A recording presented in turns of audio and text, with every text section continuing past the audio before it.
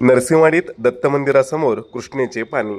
गेल्या काही दिवसापासून धरण पाणलोट क्षेत्रात पडणारा मुसळधार पावसामुळे शिरोळ तालुक्यातील कृष्णा आणि पंचगंगा नद्यांच्या पाणी पातळीत वाढ झाली आहे.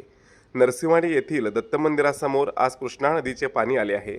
आणखी 3 फूट पाणी वाढल्यास चालू मोसमातील पहिला दक्षिणद्वार सोहळा संपन्न होईल.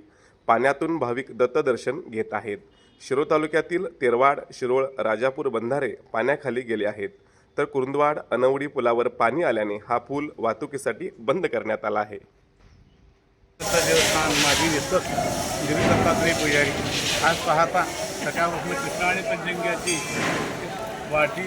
वाढती ओढ पाहता कारण पाणीचं घटनांचं पाणी त्या ब्लॉकवर आलेलं आहे. मला वाटतं उद्या सकाळी किंवा पहाटे आज 10च्या किंवा उद्या सकाळी दक्षिणद्वार पहिला सोहळा होईल असं मला वाटतं आहे.